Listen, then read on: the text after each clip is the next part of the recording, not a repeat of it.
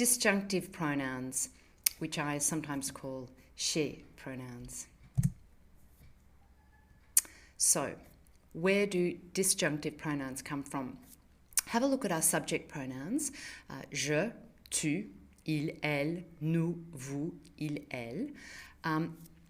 Here are the disjunctive pronouns that go with these subject pronouns. Je becomes moi, tu becomes toi, il becomes lui, elle, nous, vous, il becomes eux, and elle.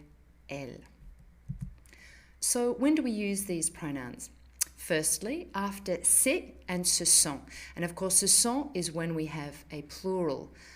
Chez is when it's singular. For example, qui est-ce? Who is it? C'est moi. It's me. Qui a parlé? C'est toi qui as parlé. Who spoke? It's you who spoke. And note that the a parlé must agree with the toi, the tu. Yeah? Ce sont eux qui arrivent ce soir. It's they who are arriving this evening. And again, arrive agrees with the eux. Ce sont eux. And we're using ce sont because it's plural. Secondly, we use it after a preposition. For example, nous parlons d'elle. We are talking about her. Vous allez avec nous? Are you going with us? Elle s'inquiète à lui. She's worried about him. So there are our prepositions, de, avec, à, and we use the disjunctive pronouns following those. Note, if the object of the preposition is a thing rather than a person, because the examples on the previous page were all people. If it's a thing, then we have to use I or on. For example, nous parlons des arbres. We're talking about the trees. Nous en parlons. We're talking about them. Elle s'inquiète aux examens. She's worried about the exams. Elle s'y inquiète. Thirdly, after a comparison, nous sommes plus intelligents que vous. We're more intelligent than you. Elle est plus belle que lui. She's more beautiful than he. Ils sont moins stressés que toi. They're less stressed than you. Fourthly, for emphasis. Indeed, sometimes disjunctive pronouns are called stress pronouns or emphatic pronouns. So there's two uses here, either by itself, for example, qui est-ce? Moi. Or to emphasize what we call a non-accentuated pronoun. For example, lui, il adore le poisson. Moi, je le déteste. In English, we would probably just put a vocal stress on it. He loves fish. I hate it.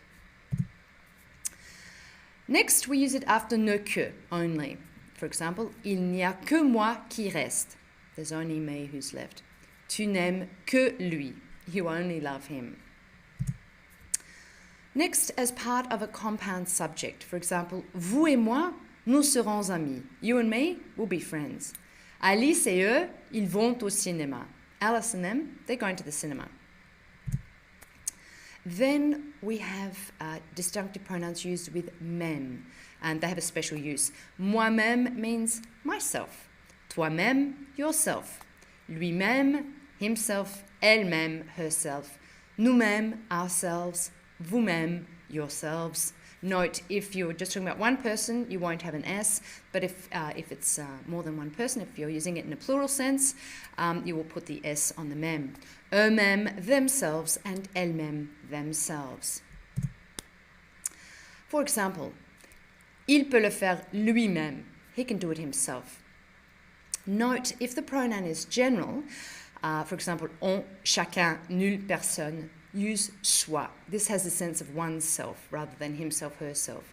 For example, chacun pour soi, each one for himself. And then, of course, we use it with chez, which is a preposition. For example, chez moi, at my place, chez lui, at his place, chez eux, at their place. So, they are our disjunctive pronouns. Merci et à la prochaine fois.